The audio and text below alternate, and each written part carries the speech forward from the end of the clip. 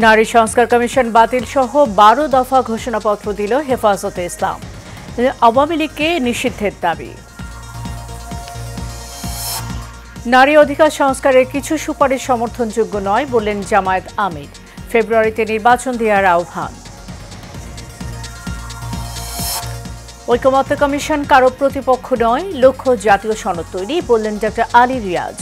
12 দলীয় ঐক্যজোটের সাথে বৈঠক। এবং সিন্ধু নদের পানি বন্ধ করলে হামলার হুঁশিয়ারি পাকিস্তানের প্রতিরক্ষা মন্ত্রী। পাকিস্তান থেকে আমদানি নিষিদ্ধ করল ভারত।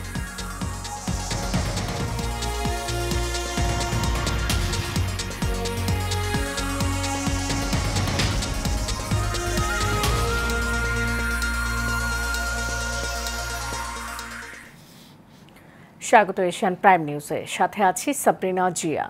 এতক্ষণ শুনছিলেন বিআরবি কেবল ইন্ডাস্ট্রিজ লিমিটেড সংবাদ শিরোনাম। এবার চলে যাব পুরো খবরে।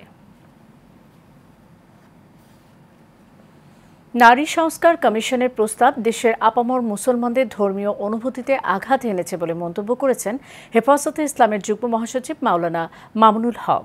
দুপুরে রাজধানীর সোহরাওয়ার্দী উদ্যানে হেফাজতে ইসলামের মহাসমাবেশে তিনি একথা বলেন।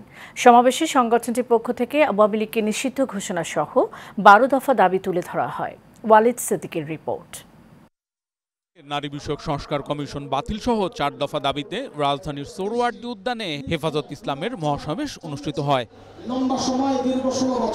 আল্লামা শাহ মুহিবুল্লাহ বাবুনগরীর সভাপতিত্বে শুরু হওয়া মহাসমাবেশে নারী সংস্কারের নামে ইসলাম বিদ্বেষী প্রস্তাবনা বাতিল, জাতীয় নির্বাচনের আগে হাসিনার বিচার, আওয়ামী লীগের রাজনৈতিক তৎপরতা নিষিদ্ধ করা, ইসরায়েলি ও ভারতের পণ্য বর্জন, পার্বত্য চট্টগ্রাম এলাকায় ভিনদেশীদের অপতৎপরতা বন্ধ, কাদিয়ানীদের তৎপরতা নিষিদ্ধ করা সহ 12 দফা ঘোষণাপত্র দিয়েছে হেফাজতে ইসলাম।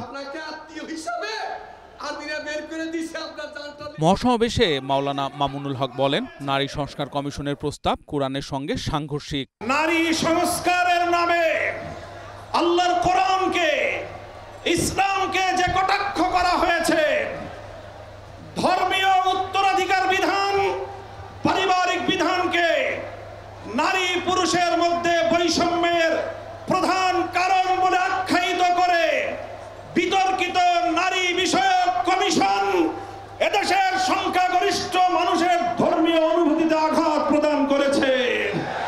শাপলা চত্বরে গণহত্যার বিচার এবং আওয়ামী লীগকে নিষিদ্ধের দাবি করেন মামুনুল হক। দিল্লি বা ওয়াশিংটন, পিকিং বা মস্কো যারা এ মাটির দিকে চোখ তুলে তাকাবে, আমরা তাদের বিরুদ্ধে বারুদ হয়ে মাঠে নামবো ইনশাআল্লাহ। মহাসমাবেশে সংগতি জানাতে আসেন দৈনিক আমার দেশ পত্রিকার সম্পাদক মাহমুদুর রহমান এবং এনসিপি নেতা হাসনাত আব্দুল্লাহ। হেফাজতে ইসলামের নেতারা অবিলম্বে নারী বিষয়ক সংস্কার কমিশন বাতিল সহ 4 দফা দাবি জানান। সারা দেশের দেশপ্রেমিক জনতাকে উদাত্ত আহ্বান জানাবো, যুদ্ধের প্রস্তুতি নাও, দেশের জন্য যুদ্ধের প্রস্তুতি নাও। Walid Siddiqui, Asian television, Dhaka. নারী অধিকার সংস্কারের কিছু সুপারিশ মোটেও সমর্থনযোগ্য নয় বলে মন্তব্য করেছেন জামায়াতে ইসলামের আমির ডক্টর শফিকুর রহমান। সকালে মগবাজারে বাংলাদেশ জামায়াতে ইসলামের জেলা ও মহানগরী আমির সম্মেলনে এমন মন্তব্য করেন তিনি। ডক্টর শফিকুর বলেন, কোরআনের বিপক্ষে যায় এমন কোনো সুপারিশ জনগণ মানবে না, তাই নারী সংস্কার কমিটি বাতিলের দাবি তোলেন তিনি। জানান, সংস্কার কাজে সরকারের সহযোগিতা করা হচ্ছে, তবে অনাকাঙ্ক্ষিত কিছু করলে তার প্রতিবাদ করা হবে। তাই সরকারকে জনবিরোধী কোনো কাজ না করার আহ্বানও জানান জামায়াতের আমির। প্রাকৃতিক নানা বিষয় মাথায় রেখে জানুয়ারি থেকে ফেব্রুয়ারির মধ্যে নির্বাচন দেওয়ার আহ্বানও জানান তিনি।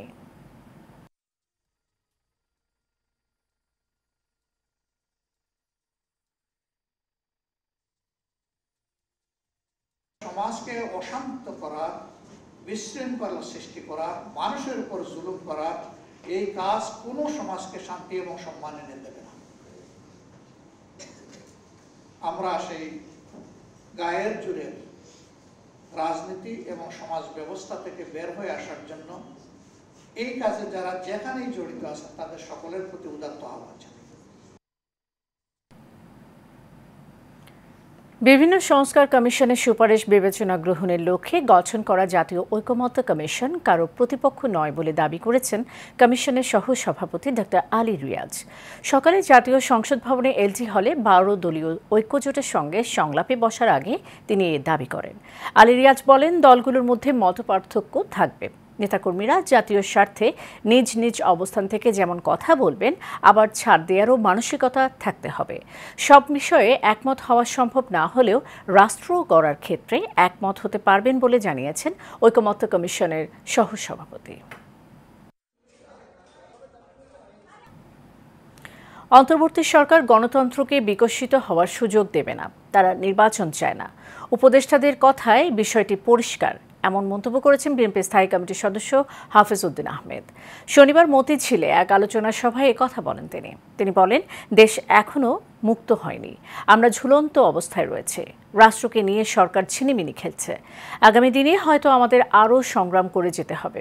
এ সময় মানবিক করিডোর নিয়ে জনগণ কিছুই জানে না বলেও মন্তব্য করেন তিনি আরও বলেন, ক্রীড়াঙ্গনের জন্য রাজনীতিবিদরা তেমন কিছু করেনি।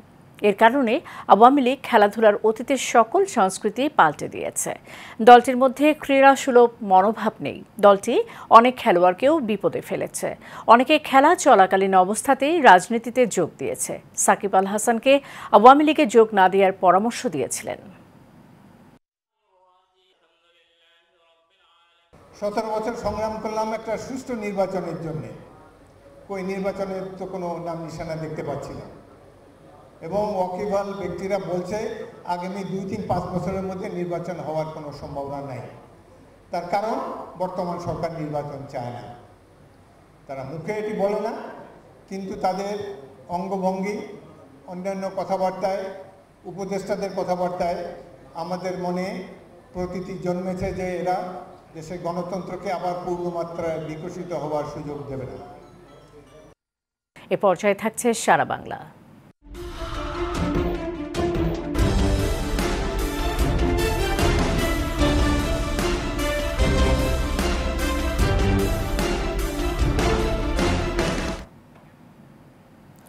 পাবনার ঈশ্বরদীতে ইলেকট্রনিক্স পণ্যের বিশ্বস্ত ও জনপ্রিয় ব্র্যান্ড র্যাঙ্কস ইলেকট্রনিক্স লিমিটেডের নতুন শোরুমের আনুষ্ঠানিক উদ্বোধন করেছে। শোরুমটি উদ্বোধন করেন র্যাঙ্কস ইলেকট্রনিক্স লিমিটেডের চিফ ফাইন্যান্সিয়াল অফিসার মোস্তফা ওয়াকি চৌধুরী এবং বিক্রয় প্রধান কাজী রফিকুল ইসলাম। এ সময় উপস্থিত ছিলেন আরআরপি ইলেকট্রনিক্স অ্যান্ড ইলেকট্রিকের চেয়ারম্যান মোহাম্মদ মনিরুল আলম, ব্যবস্থাপনা পরিচালক মোহাম্মদ মনসুর আলম, পরিচালক আজমল হোসেন, পরিচালক মোহাম্মদ রফিকুল আলম এবং পরিচালক মোহাম্মদ মামুনুর রশিদ।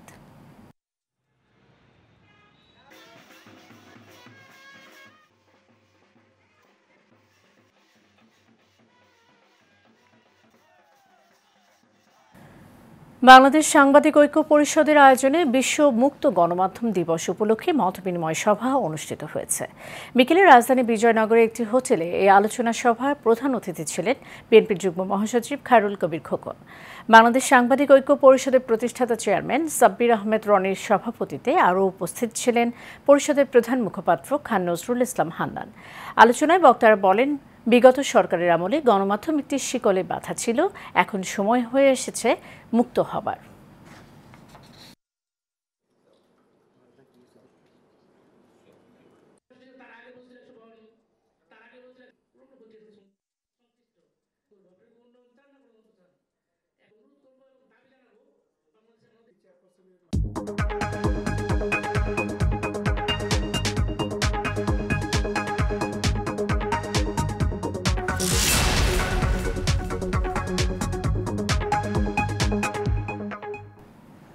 এ পর্যায়ে বাণিজ্যের সংবাদ।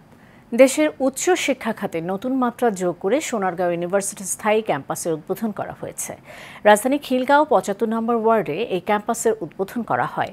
অনুষ্ঠানে প্রধান অতিথি ছিলেন বিশ্ববিদ্যালয় মঞ্জুরি কমিশনের বেসরকারি বিশ্ববিদ্যালয়ের বিভাগের পরিচালক ডক্টর মোহাম্মদ সুলতান মাহমুদ ভূঁইয়া।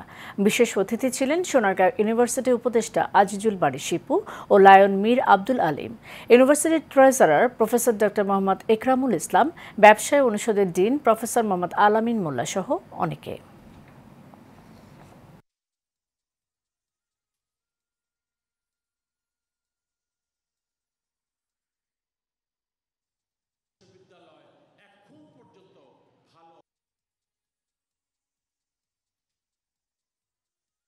শেষ করব এশিয়ান প্রাইম নিউজ। যাবার আগে বিআরবি কেবল ইন্ডাস্ট্রিজ লিমিটেড সংবাদ শিরোনাম জানিয়ে দেব আরও একবার।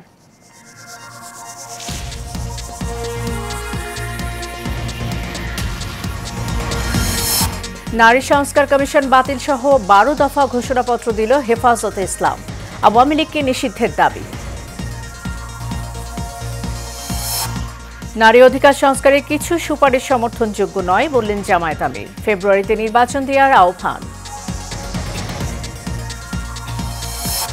ঐকমত্য কমিশন কারো প্রতিপক্ষ নয়, লক্ষ্য জাতীয় সনদ তৈরি বললেন ডক্টর আলী রিয়াজ। 12 দলীয় ঐক্যজোটের সাথে বৈঠক। এবং সিন্ধু নদের পানি বন্ধ করলে হামলার হুঁশিয়ারি পাকিস্তানের প্রতিরক্ষা মন্ত্রীর, পাকিস্তান থেকে আমদানি নিষিদ্ধ করল ভারত।